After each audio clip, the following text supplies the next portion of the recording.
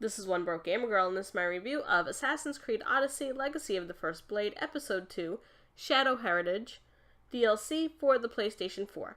Before we begin, I want to thank my new subscribers, Caliber Killer and Ray Hopkins. Thank you guys for the subscribe, you rock. And now on with the review. Eager to continue my journey as Cassandra once more, I jumped into the second episode as soon as it came out. Although there was some trepidation because I had seen all about the controversy surrounding the second episode, I still had to see it for myself and judge it for myself as everyone should do. After adding another 3 hours to my already over 100-hour playthrough, I was able to get all of the trophies, so that means it's time for a review. Taking place right after episode 1, Hunted, which you can see that review for that DLC by clicking on the link down in the description. You'll continue as Cassandra or Alexios and run into Darius and Natakis or Nima while exploring Achaia. Realizing that no matter what they do, they'll always be on the run, Darius needs your help once more to escape Greece and get away from another section of the cult and the leader of this section, the Tempest. Will Darius finally be able to escape with the help of Cassandra or Alexios in this intense naval-focused DLC, or will Darius and Natakis or Nima finally find a place to call home?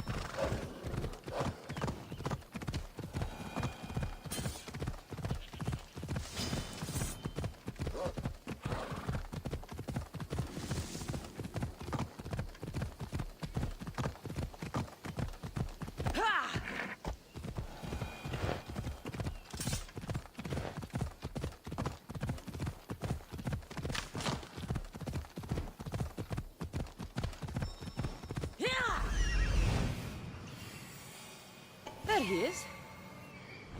Let's go.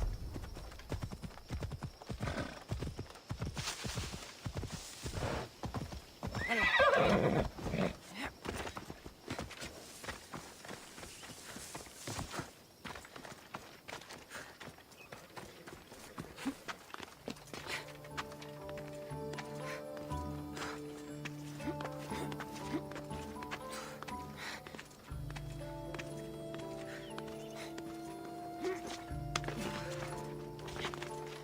Darius, he's even sneakier than me.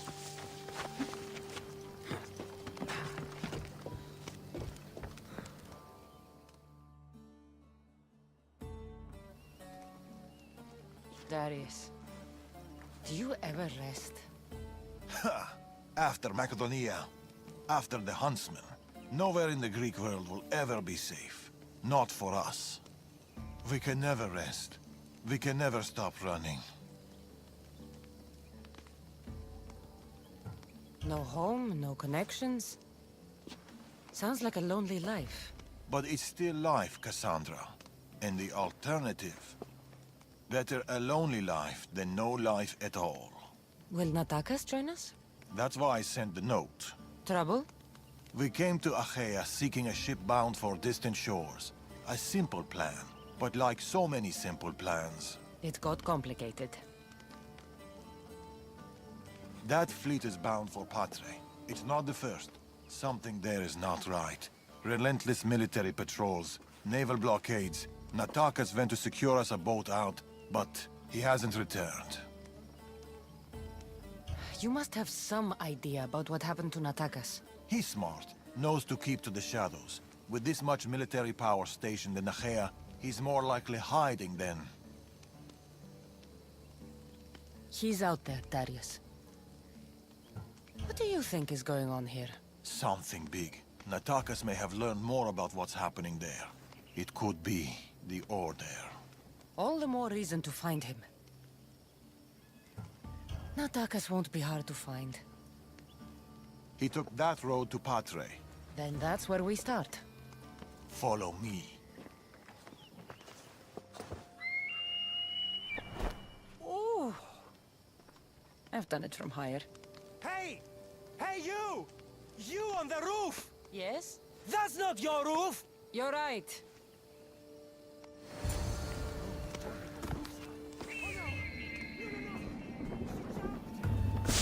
Follow me!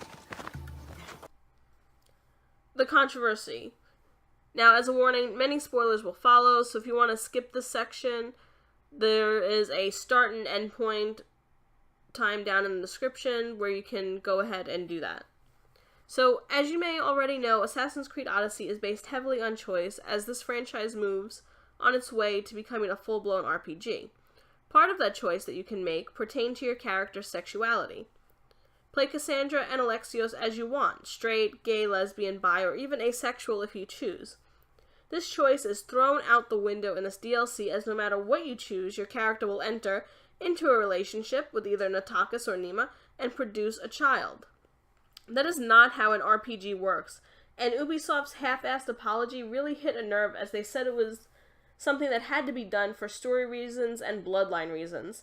The whole bloodline story basically ended years ago and makes no sense in the timeline, seeing as Odyssey comes before Origins, and Origins was about Bayek avenging the death of his son. After the death of his son, there were no other children, meaning no more bloodlines.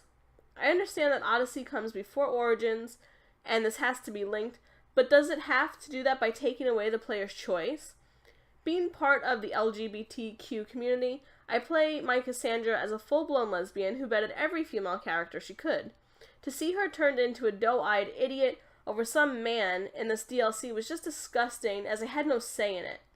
Did I break Nataka's heart in the end by telling him I only wanted a family? Yes, since this was my only option. The only choice I had in this DLC that pertained to my heavily choice-driven style of playing. There were so many different avenues Ubisoft could have taken for this major part of the story, and their lack of doing so was just lazy.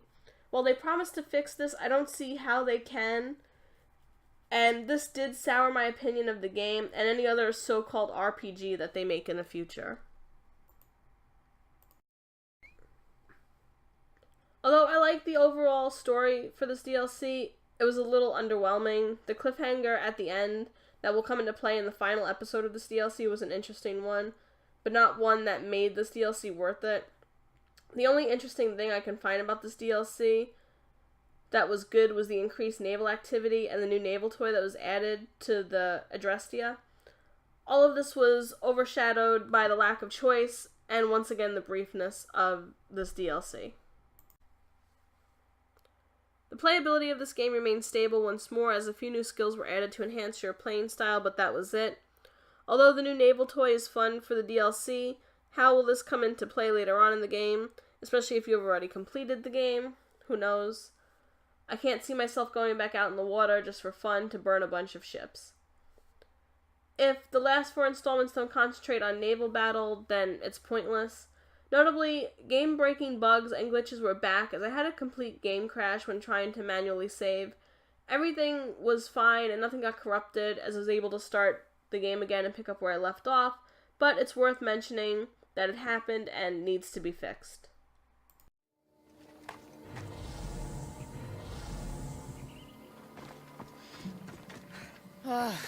Heavy armor and blood, but no body. Natakas must have been in a hurry to leave such a mess.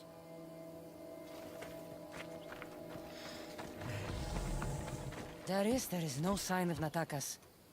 Just supplies and military equipment. He's staying out of sight. Good. Son, over here. A path leading up to the mountains. Let's go.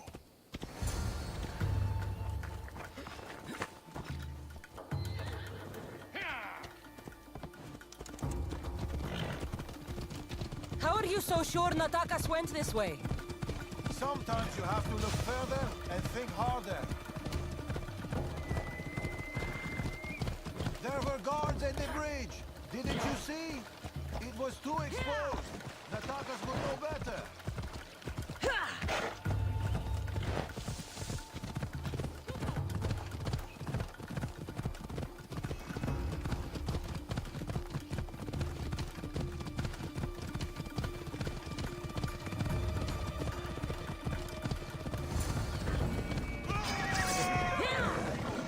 I can see that.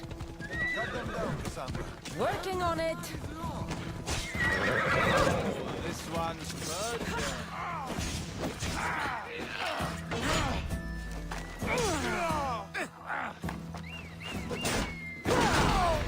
Those claws are gone.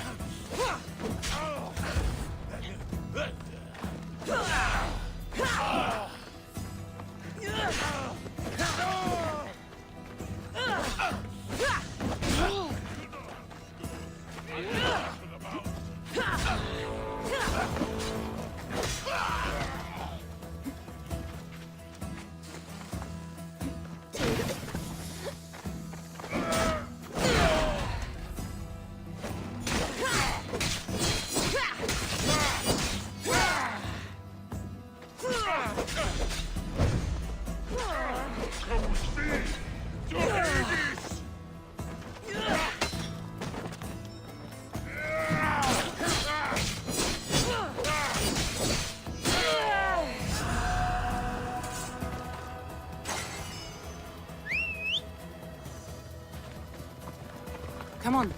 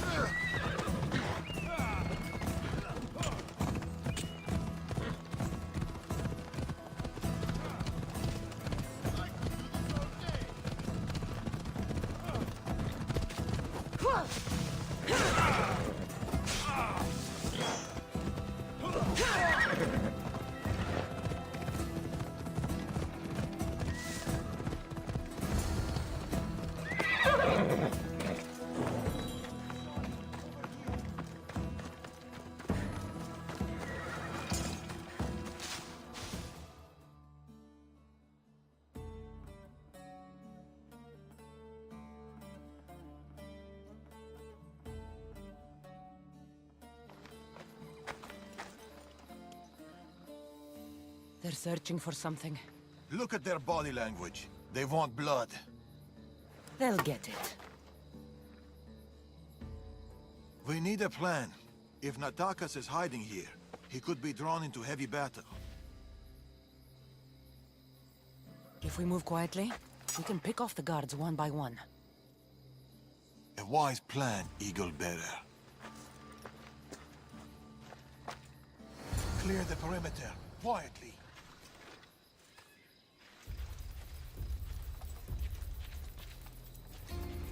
Be fast, be silent. I should try to stay out of sight. Quietly, Eagle Bearer. You take that one. I'll take this one.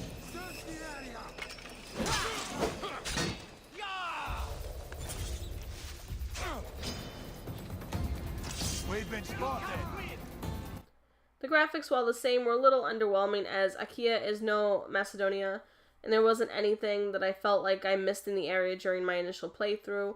Also, there seemed to be facial problems this time around, as when Cassandra went to express emotion, it felt off and forced, just how I felt when going through each awkward scene. There are another 5 trophies for this DLC, and as with the first episode before, the trophies are easy to obtain. All you have to do is complete the DLC, easy, use your new skill and naval toy, easy, use a weapon, given to you in the game, easy, and eliminate the new branch of the cult, also easy. With the trophies being this easy, there should be no reason why you shouldn't be able to fully complete this DLC and get all of the trophies. Also, as this game is a single-player game, there is no multiplayer for this DLC, and it makes sense because there's no multiplayer for the actual game. My son.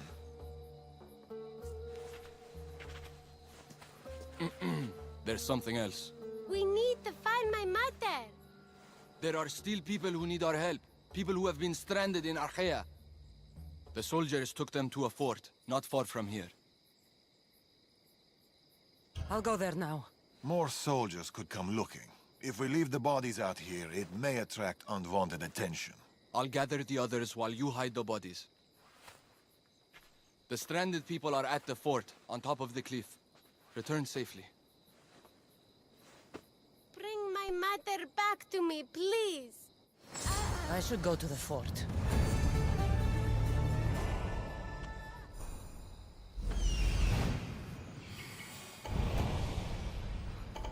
I see them.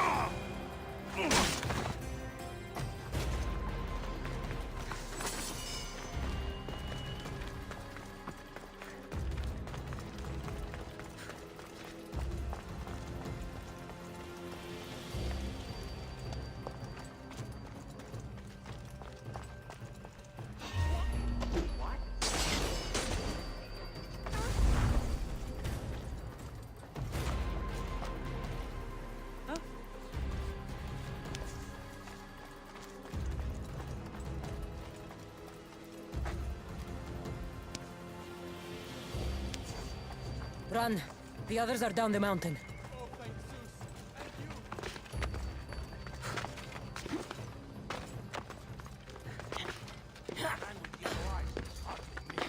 I told you.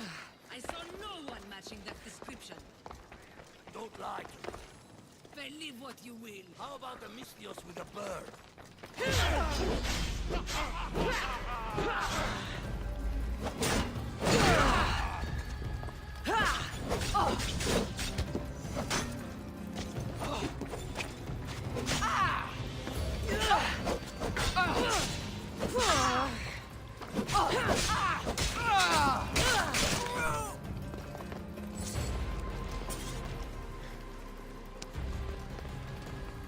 Get to the bottom of the mountain. There's people there. Overall, I give this DLC a 2 out of 5. Here's what's great about it. Cassandra and Alexios' adventure lives on as you find yourself helping Darius once more and are left with a cliffhanger of an ending. Also, new skills and naval toys to try out and play with until you eventually get bored with them because you can only burn so many ships and laugh manically before it becomes a little overdone. Here's what's not so great about it. Another DLC on the short side. The story is a quick one and it felt a little rushed. Hopefully the final DLC for this adventure will be more fleshed out and contain more choices. Not to mention, beware of the glitches that cause game crashes and underwhelming graphics. This wasn't the greatest DLC for this game in so many ways. A main way was that this so-called RPG game turned into a standard Assassin's Creed game, since important choices were taken away.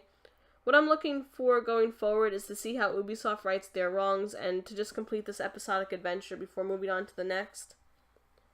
At this point, I would say that unless you want to pick up the Season Pass to get Assassin's Creed 3 and Assassin's Creed Liberation for free, to do so because it's a good value.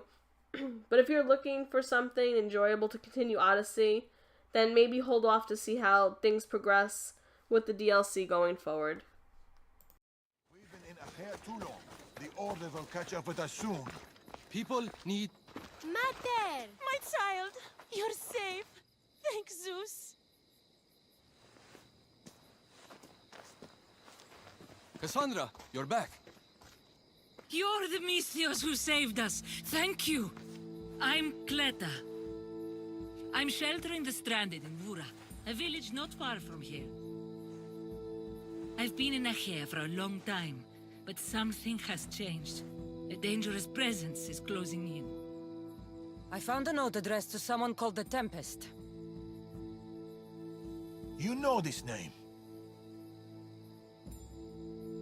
Everyone in Achaea knows the Tempest. She's the most ruthless commander to ever sail the Aegean. No one's faced her and lived. And her rage. Poseidon himself fears her. I house those who can't escape the Tempest's wrath in my village. But I can't stay here forever. The harbor is closed. Soldiers are combing the area looking. I'm working on a plan to get them out of Achaea. If you can help, Mystios, come find me in Vura.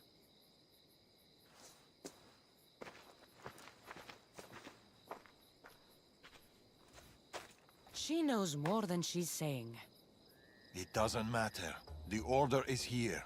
Amorges and the rest will not forgive our actions in Macedonia. Amorges will not forget the huntsman's death at the hand of a tainted one. His cunning is sharper than any blade. He may already be here, observing us, learning from our movements, from our choices, discovering our weaknesses. The stranded people come from both foreign lands and all over the Greek world. Merchants, farmers, sailors, families. They're being imprisoned and interrogated. They're being asked about Macedonia. These people are suffering because the Order is looking for us. These people need our help. We have to do something. Isn't this what we're fighting for? Aren't they worth the risk?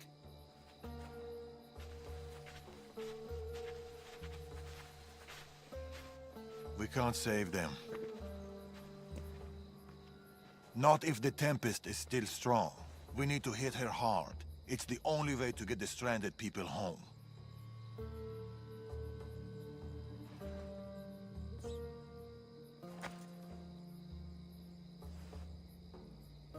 We should get started. Where will you start? Patre is overflowing with the Tempest forces. I'll look for leads there about the closed harbor, and maybe more about the Tempest herself. That woman, Clita. There's more to the Tempest tale than she's telling, but she needs help. The people in Bura need help. They could do with someone like you. Then I'll pay her a visit. Your father sure knows how to make an exit. Where did he go? He's been following up on some leads in Patre. Look for him in the hull of a ship near the Patre harbor. He's made a small hideout there. Against the three of us, the Tempest doesn't stand a chance. We'll break her, and then you'll be free to leave the Greek world forever.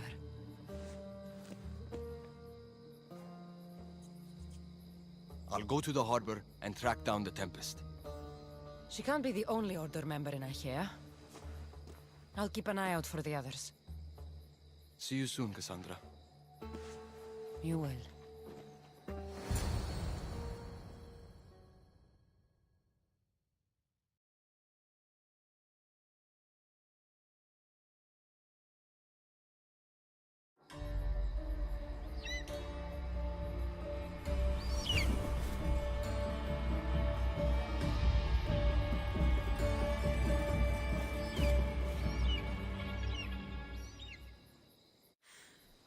This is One Broke Gamer Girl. I just want to say a big thank you for watching this video.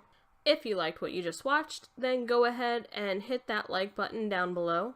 One more thing, since you've already hit the like button down below. You've already hit the like button down below, right? Well then, why not go ahead and go one step further and leave a comment too?